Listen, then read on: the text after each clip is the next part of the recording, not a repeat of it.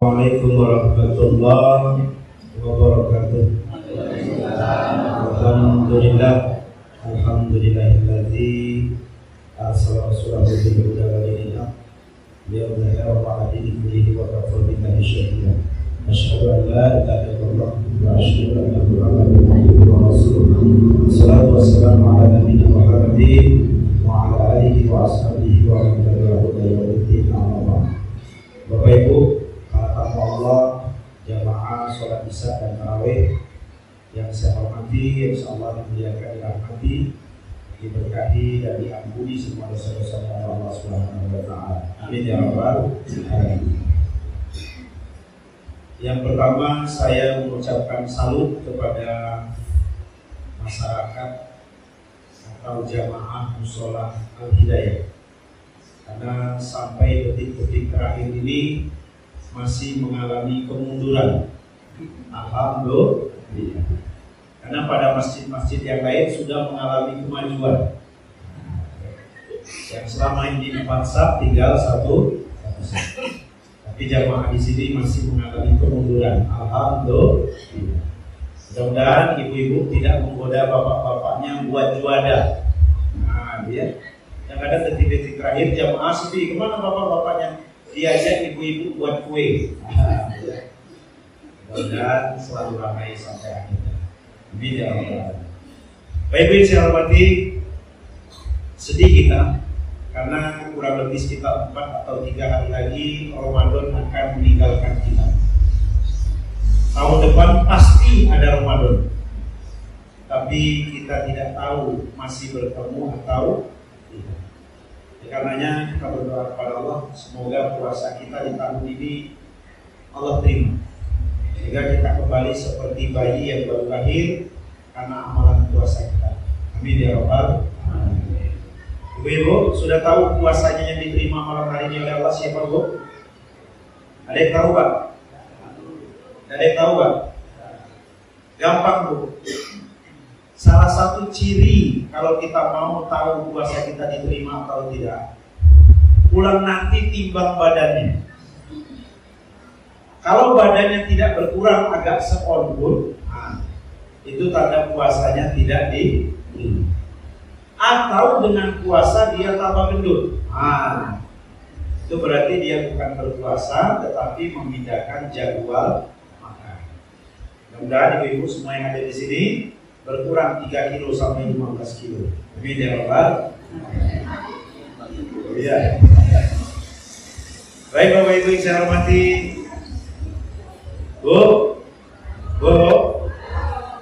kita ini puasa ini harus calak-calak, ibadah harus calak-calak, beramal harus calak-calak.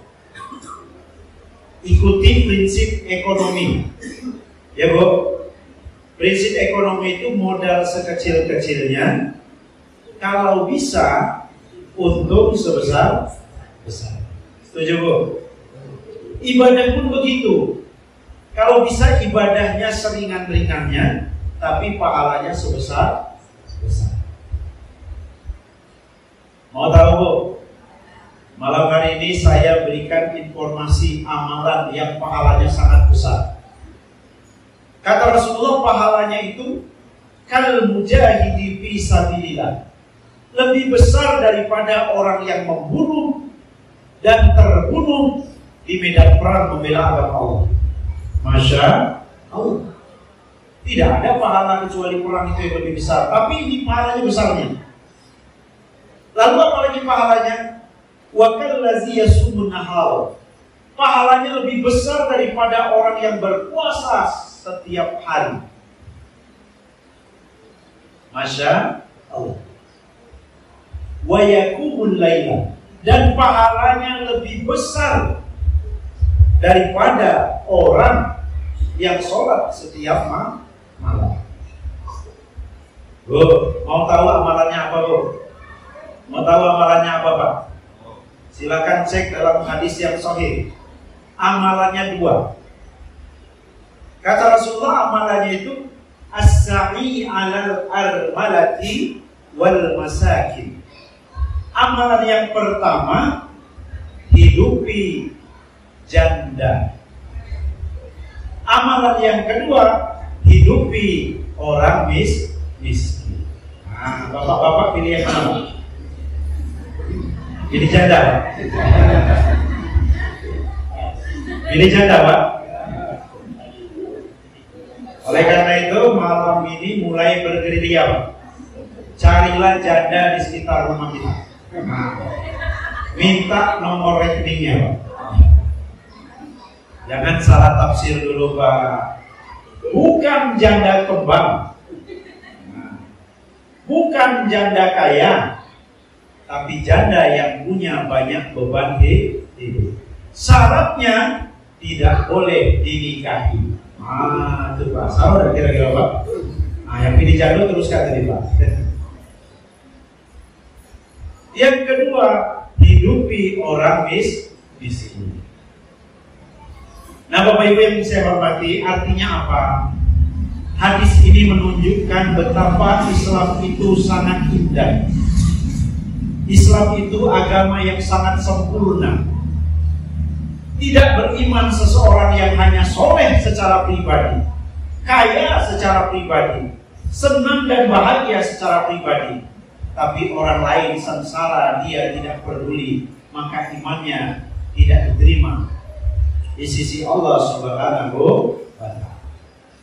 Karena itu Bapak Ibu, hadis ini menunjukkan betapa keimanan seseorang itu, betapa rasa syukur seseorang itu puncaknya adalah ketika dia mampu berbagi kepada orang lain.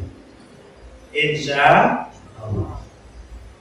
Bagaimanapun besar rasa syukur kita, bagaimanapun hebat ibadah kita, bagaimanapun kuat iman kita, kalau kita tidak berbagi, tidak mau berbagi, tidak mampu berbagi kepada orang lain yang membutuhkan pertolongan kita, maka iman kita, maka ibadah kita, maka rasa syukur kita tidak ada arti di hadapan Allah Subhanahu wa ta'ala. Makanya Bapak Ibu, ciri orang yang puasanya diterima, ciri orang yang bertakwa, dikatakan oleh Allah dalam surat Ali Imran 133 itu, ciri pertamanya adalah allazina yunfiquna fis-sarra'i wad-dharra'i. Orang yang mampu bersedekah baik dalam keadaan lapang maupun dalam keadaan sempit.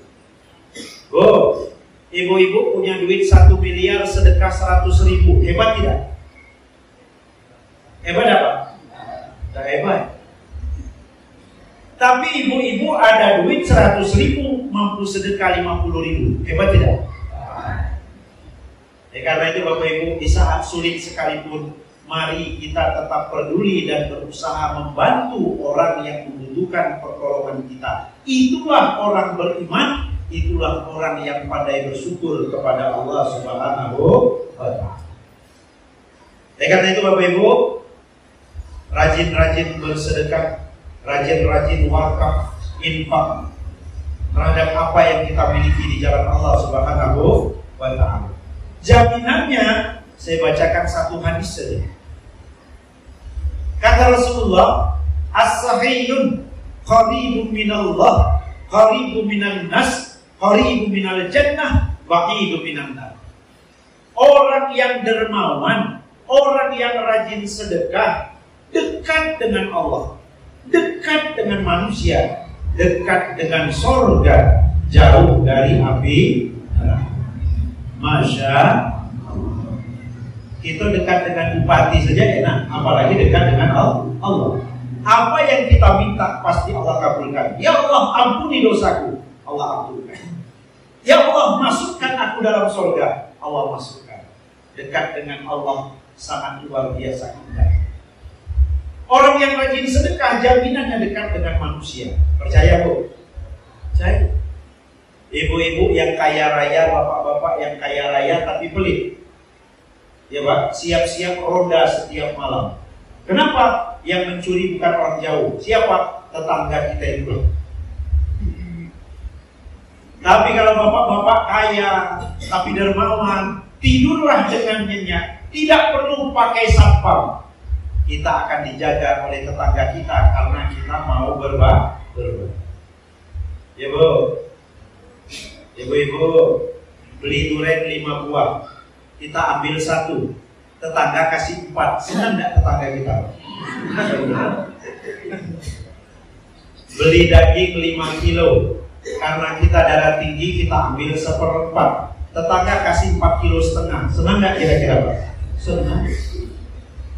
Dapat gaji 5 juta, ambil 1 juta, tetangga kasih 4 juta, senang nggak tetangga Pak? Senang. Tetangga mana dulu ya? Ini bukti kalau kita rajin sedekah dekat dengan Allah. Sebaliknya Bapak Ibu, wal bakhil, orang yang pelit, ba'idu minallah, ba'idu minan nas, ba'idu minal jannah, qaribu minan nar.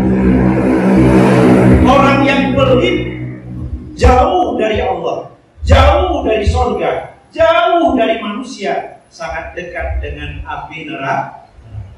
Nauzubillah. Bahkan hadis ini kata Rasulullah ditutup dengan kalimat walajaliyus sahiyun ahaba ilallah min ibadillahi bakhil. Kalau bahasa kitanya, orang yang bodoh, orang yang kafir, orang yang bejat lebih Allah cintai kalau dia rajin sedekah daripada ahli ibadah tetapi pelit. Nauzubillah. Tidak ada nilainya, Pak. Oleh karena itu jangan GR, jangan bangga dulu. Saya ini sudah haji 9 kali, tahajud saya tidak pernah tinggal, puasa saya tidak pernah tinggal.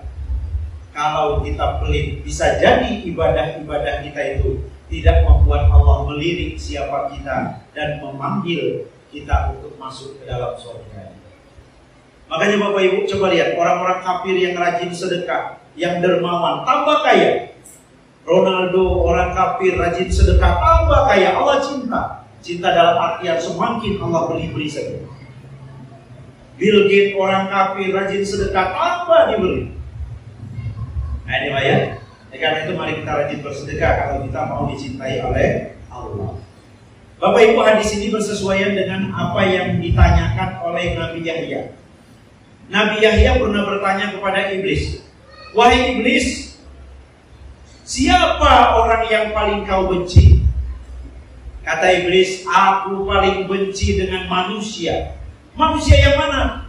Manusia kafir, manusia bejat, tetapi dia rajin sedekah, dia dermawan, aku bencinya.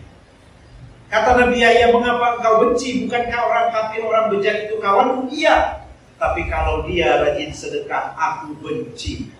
Sebab rajinnya dia bersedekah ini akan mendatangkan rahmat Allah Subhanahu wa ta'ala. Makanya Bapak Ibu mohon maaf sekali. Kisah sahih dalam hadis yang sahih, ada seorang perempuan Bani Israel berprofesi sebagai pelacur. Dari remaja sampai tua jadi pelacur, mohon maaf ya. Pas pulang dari tempat dia bekerja, bertemu dengan seekor anjing yang kehausan. Terpanggil jiwanya untuk membantu. Walaupun dia haus, dia berikan anjing itu minum terlebih dahulu. Di tengah jalan ketika dia ingin pulang ke rumahnya, mati. Tetapi Allah katakan kepada malaikat, masukkan wanita itu ke dalam surga. Belum sempat ibadah, Allah berikan hidayah ingin bertobat, mati sebelum sempat ibadah di rumahnya. Allah berikan surga karena dia mau berbakti. Tapi jangan jadi patokan. Kalau saya itu aku jadi pelacur merah, ikhlas tidak bisa. Tidak bisa Pak ya. Ini rahmat. Sebaliknya kata Nabi Yahya, wahai iblis, siapa orang yang paling kau cintai? Kata iblis, aku paling cinta dengan ahli ibadah. Dia rajin ke masjid, dia rajin puasa, dia haji berulang-ulang. Tapi pelitnya na'udzubillah, ayo pesanan itu kawan aku CS sambut. Ibu-ibu, oleh karena itu mari kita rajin sedekah. Insya Allah. Ibu, sebentar lagi zakat fitrah, jangan lupa. Insya Allah. Ibu-ibu yang penghasilannya sudah setara dengan 86 gram emas dalam 1 tahun, wajib zakat harta. zakat profesi, insya Allah. Mari kita keluarkan harta kita, membantu siapa yang membutuhkan pertolongan kita, insya Allah. Assalamualaikum warahmatullahi wabarakatuh.